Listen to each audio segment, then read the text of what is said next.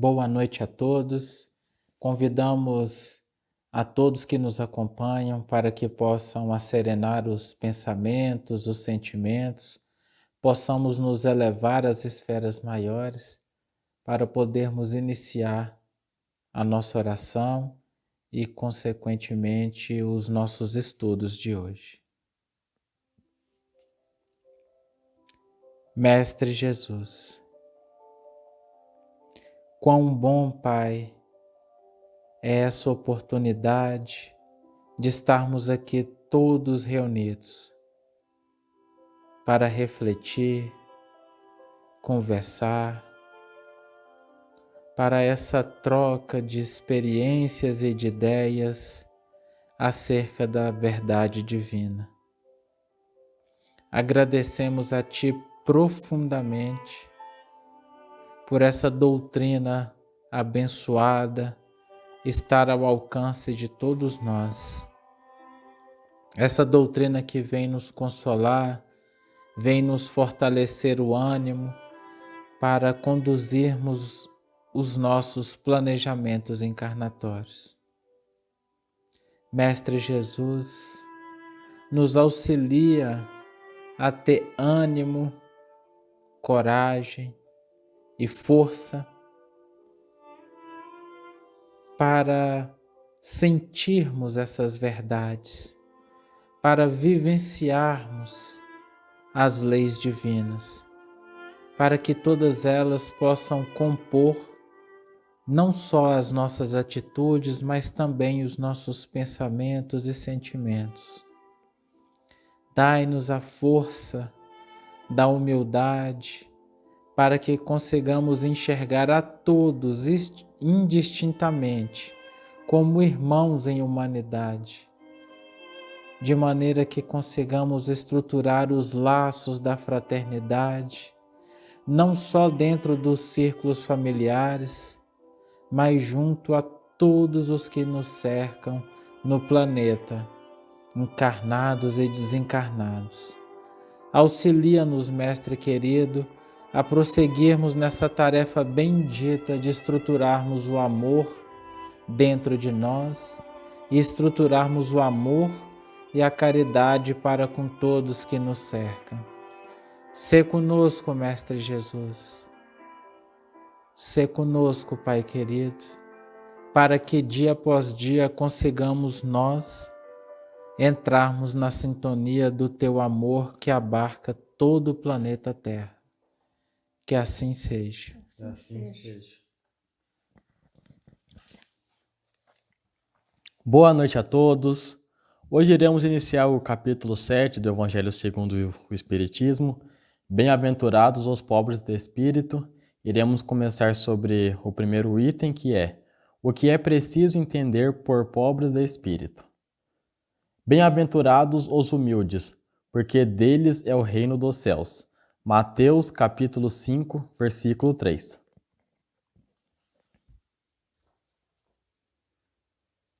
Conta-nos uma antiga história oriental que havia um homem que possuía uma floresta de árvores muito grande e frondosas. Em lugar nenhum do mundo, era assim que pensava o homem, existia uma floresta igual, tão rica, tão grandiosa, tão extensa e tão exuberante. Esse homem observava sempre com desdém as matas vizinhas, as outras florestas, e sempre achava que a dos outros eram perdidas nas plantações, árvores esparsas e muito mal cuidadas. Toda manhã ele perambulava pela sua floresta e ele sentia-se muito orgulhoso de ter aquela mata sob seu controle e passava em revista a cada uma das árvores como se fosse um general avaliando os seus soldados. O fato é que aquele homem vivia preso àquela floresta num círculo vicioso. Era um mundo estranho, solitário, sem ideais, sem perspectivas, e ele ficava envolto no cultivo daquelas plantas e defendia elas porque para ele todas as pessoas do mundo cobiçavam a floresta dele. E por conta disso, ele era repleto de temores e de preocupações, e ele ficava sempre tenso, com receio de alguém querer roubar aquela floresta dele. Até que um certo dia, esse dono da floresta, ele encontrou um homem muito sábio e muito santo. E ele ficou muito impressionado com a tranquilidade e com todos os ensinamentos que aquele homem passava. E quando ele ouviu aquele senhor falando, ele sentiu dentro dele uma ânsia enorme de também se elevar.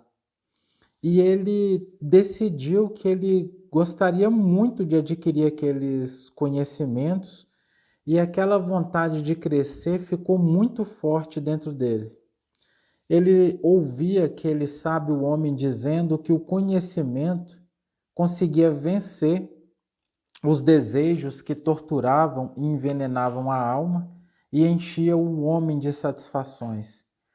Repleto de admiração por aquele sábio, o dono da floresta decidiu: eu quero alcançar esse mundo feliz e livre de dor. E aí ele começou a sua luta. Mergulhou em estudo dia e noite, conheceu o pensamento filosófico dos antigos estudiosos, dos modernos, acompanhou a evolução da ciência humana até os dias de hoje, todas as escolas e tendências artísticas, ficou extasiado com a sensibilidade criadora do homem, interessou-se pela biologia, química, física, dedicou horas de estudo, aprofundou no conhecimento da astronomia, começou a ler e observar o movimento dos astros, enfim, ele, com o tempo, adquiriu uma visão extremamente vasta dos conhecimentos humanos. Ele passou a ser consultado em muitas dúvidas, tornou-se juiz em discussões e debates no meio em que vivia, tornou-se extremamente respeitado e admirado por muita gente. Mas mesmo assim ele continuava preso na floresta. O fato é que todos aqueles conhecimentos não conseguiram fazer ele se afastar da floresta e também não evitavam os demorados passeios que ele fazia entre as árvores. Ele parava, ficava olhando cada uma daquelas árvores e gastava ainda longas horas do seu dia estudando aqueles vegetais. Mesmo aquela cultura inteira também não trouxe a felicidade que ele esperava. Pelo contrário, o que aconteceu foi que a angústia aumentou, a inquietação e a insatisfação cresceram muito dentro dele, e a infelicidade começou a aumentar dia após dia, até que, não aguentando mais, ele procurou de novo aquele homem sábio e perguntou para ele, apresentou suas dificuldades e perguntou: como é que eu alcanço a felicidade? E o sábio disse: meu filho, você precisa vencer a sede dos desejos humanos. Mas como é que eu vou fazer isso, mestre? Dominando as paixões, meu filho. As paixões são torrentes que levam o homem ao redemoinho das dores. Como é que eu vou vencer essas paixões? A chama das paixões, ela se alastra no homem e consome sua alma, queimando sem parar. Quando sentir essa ardência no seu corpo, apaga pelo conhecimento da verdade, disse o sábio. O dono da floresta olhou para ele e disse: mas mestre, eu já adquiri vasto conhecimento do saber humano e continuo sofrendo. Meu filho, a sabedoria não reside nos teoremas, nas leis, nas teorias dos conhecimentos científicos e filosóficos. Não reside apenas no silêncio ou nas meditações.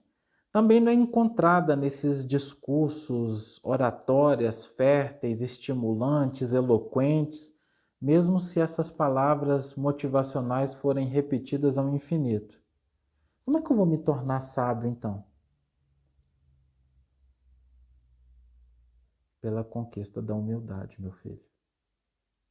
A humildade é a verdadeira virtude. O homem humilde é sábio porque venceu os orgulhos e as suas paixões.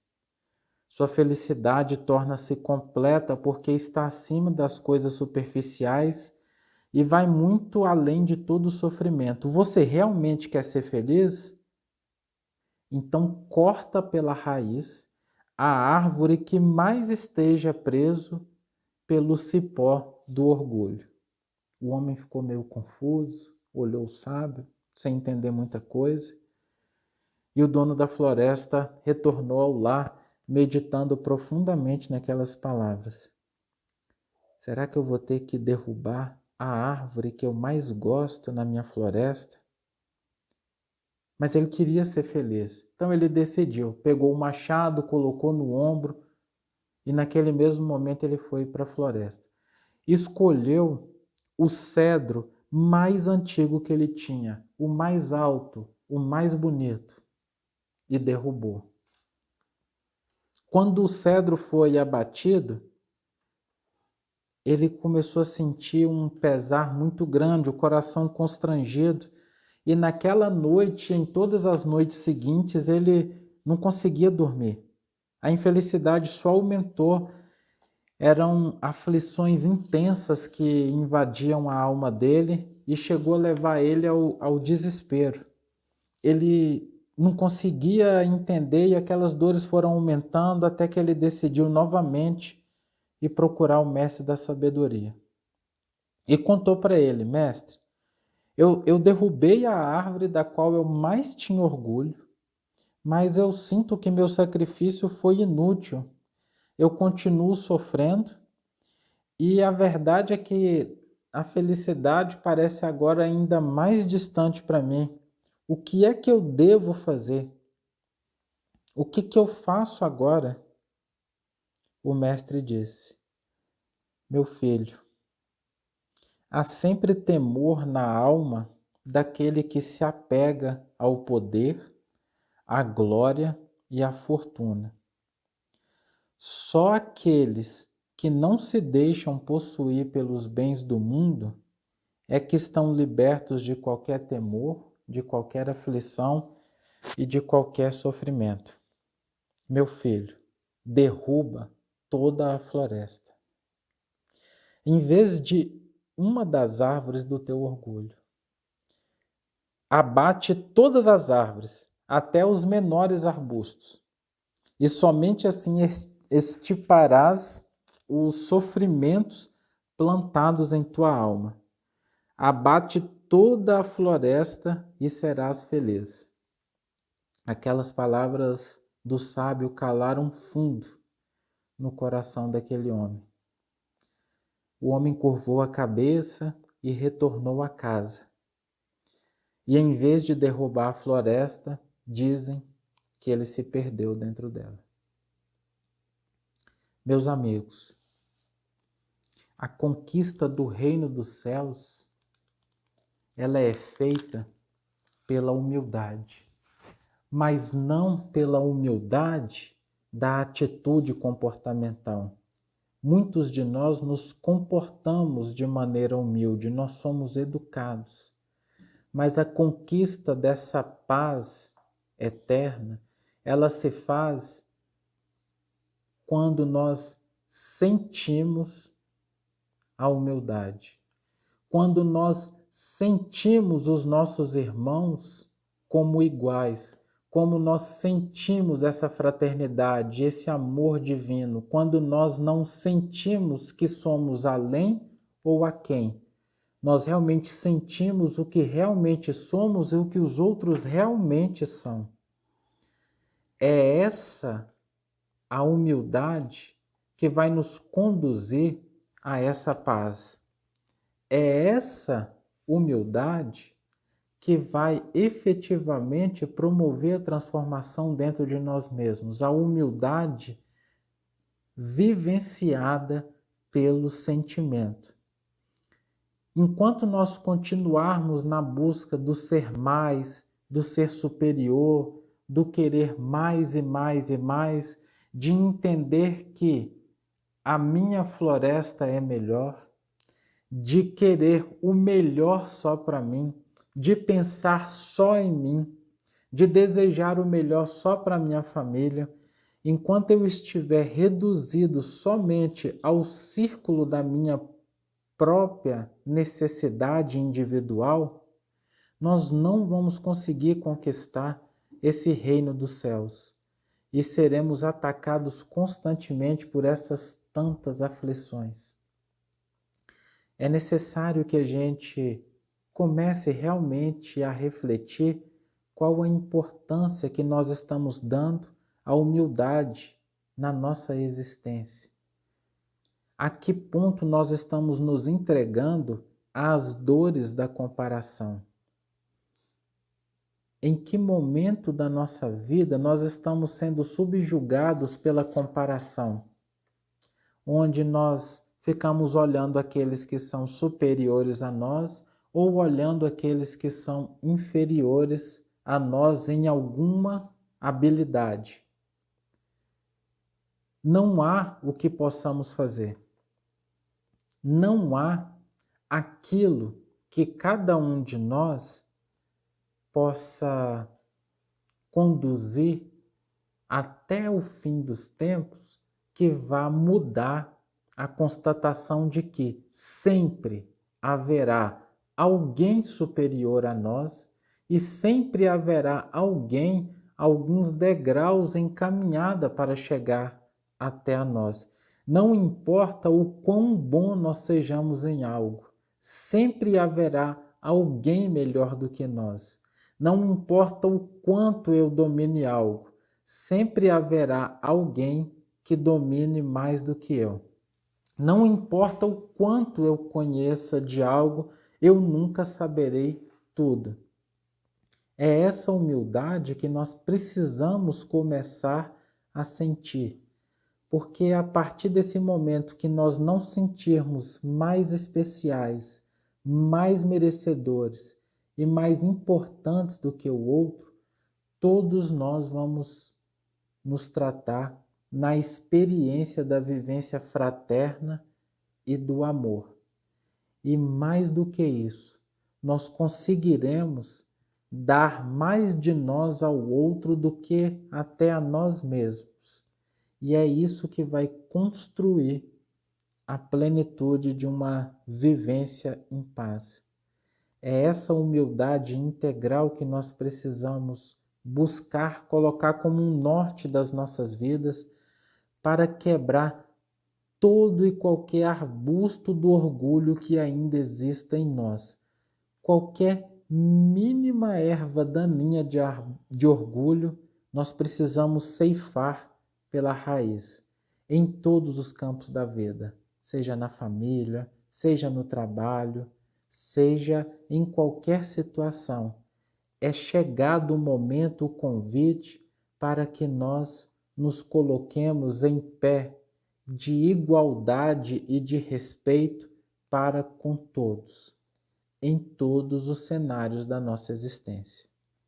Bem-aventurados aqueles que vivenciam essa vivência do sentir-se humilde, porque são justamente esses que alcançarão o reino dos céus. Conta Humberto de Campos, no livro Crônicas de Além-Túmulo, A Lenda das Lágrimas. O Senhor, após os 6 dias de grandes atividades da criação do mundo, arrancado do caos pela sua sabedoria, descansou no 7º para apreciar a sua obra. E logo após a queda de Adão, e depois de expulsá-lo do paraíso, a fim de que ele procurasse na terra o pão de cada dia com o suor do trabalho, ele recolheu-se entristecido aos seus imensos impérios celestiais, repartindo a sua obra terrena em departamentos diversos que confiou a potências angélicas. O paraíso então fechou-se para a terra. Adão ficou sobre o mundo com a sua descendência amaldiçoada, longe das belezas do Éden perdido. Passou o tempo, e aí o Senhor, junto aos serafins, aos arcanjos, na sua misericórdia infinita, esperou que o tempo passasse. Esgotaram seus anos até que um dia o Criador convocou os seus anjos, que confiara os destinos da terra, para apresentar os seus relatórios. E aí, então, o anjo das luzes disse a ele: Senhor, todas as claridades que criastes para a terra continuam refletindo as bênçãos da vossa misericórdia. Depois veio o anjo da terra e das águas. Disse: Senhor, sobre o mundo que criaste, a terra continua alimentando fartamente todas as criaturas. Em seguida, falou o anjo das árvores e das flores. Senhor, a missão que concedestes aos vegetais da terra vem sendo cumprida com sublime dedicação. As árvores oferecem sua sombra, seus frutos e utilidades a todas as criaturas. Logo após, veio o anjo dos animais. Os animais terrestres, Senhor, sabem respeitar as vossas leis, acatar a vossa vontade. Todos vivem em harmonia com as disposições naturais da existência que a vossa sabedoria lhes traçou. Deus, com um sorriso de júbilo paternal, derramou sobre o dedicado mensageiro as vibrações do seu divino agradecimento. Foi quando chegou a vez do anjo dos homens. E aí, chegou com a face contristada, uma tristeza imensa, e exclamou compungidamente: Ah, Senhor, ai de mim! Enquanto meus companheiros vos falam da grandeza com que são executados os vossos decretos no mundo, os homens não, Senhor. A descendência de Abraão se perde num labirinto de lutas, criado por ela mesma. Dentro das possibilidades do seu livre-arbítrio, é engenhosa e sutil a inventar todos os motivos para a sua perdição. Os homens já criaram toda sorte de dificuldades, desvios e confusões para a sua vida na terra. Inventaram a chamada propriedade dos bens, que vos pertencem inteiramente, e dão curso a uma vida abominável de egoísmo e ambição pelo domínio e pela posse. Toda a terra está dividida indebitamente, e as criaturas humanas se entregam à tarefa absurda da destruição de vossas leis grandiosas e eternas. Segundo o que observo no mundo, não tardará que surjam os movimentos homicidas entre as criaturas, tal a extensão das ânsias incontidas de conquistar e possuir. O anjo não conseguiu continuar. Convulsivos soluços embargaram-lhe a voz. Mas o Senhor, amargurado e entristecido, desceu generosamente das suas magnificências divinas e, tomando-lhe as mãos, exclamou com bondade: a descendência de Adão ainda se lembra de mim? Não, Senhor. Desgraçadamente os homens vos esqueceram. Pois bem, replicou o Senhor paternalmente, essa situação será remediada. E alçando as mãos generosas, fez nascer ali mesmo no céu um curso de águas cristalinas, e enchendo um cântaro com essas pérolas liquefeitas, entregou-o ao seu último servidor, exclamando: Volta, terra, derrama no coração de seus filhos esse licor celeste a que chamarás de água das lágrimas. Seu gosto tem ressaibas de fel, mas esse elemento terá a propriedade de fazer com que os homens me recordem, lembrando-se da minha misericórdia paternal. Se eles sofrem e se desesperam pela posse efêmera de coisas atinentes à vida terrestre, é porque me esqueceram olvidando a sua origem divina. E desde então, o anjo dos homens derrama sobre a alma atormentada e aflita da humanidade a água bendita das lágrimas remissoras. E desde essa hora, cada criatura, no momento dos seus prantos e das suas amarguras, nas dificuldades e nos espinhos do mundo, recorda instintivamente a paternidade de Deus e as alvoradas divinas da vida espiritual. É o que passamos agora. Esquecidos que fomos, de que somos espíritos eternos, nós nos prendemos às coisas terrenas.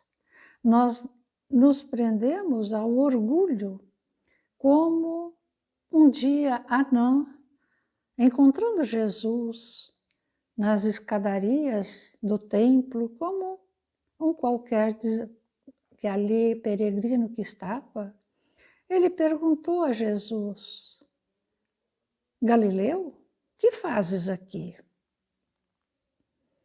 Aí Jesus, com muita humildade, disse: passo por Jerusalém, buscando a fundação do reino de Deus. Com muita humildade e com muita, assim, modesta natureza. Reino de Deus? Tornou o sacerdote com acentuada ironia. E que pensas tu vem a ser isso? Esse reino é a obra divina no coração dos homens, esclareceu Jesus com serenidade. E o diálogo prosseguiu. Mas Jesus, respondendo à última indagação de Anã, tem ciência dos códigos da corte provincial e das leis do templo? Jesus responde: sei qual é a vontade de meu Pai que está nos céus. Respondeu o mestre brandamente. O sacerdote o contemplou irritado e, dirigindo-lhe um sorriso de profundo desprezo, demandou a Torre Antônia em atitude de orgulhosa superioridade. Esses momentos que vivemos no hoje nos fazem lembrar do nosso comportamento, dos nossos sentimentos, que são justamente a nossa transformação. Porque quando realmente conquistamos um bem de nosso espírito, a humildade passa a ser referência para os nossos dias. Porque não há nada mais precioso do que encontrarmos os outros corações e os sentir como realmente irmãos, cada um com as suas conquistas, cada um com os seus propósitos. E ninguém é superior a ninguém. Somos todos iguais. O dia que conseguirmos entender, sem laivos de superioridade, então realmente a Terra encontrar-se-á no plano de regeneração e paz, ao qual todos nós aspiramos.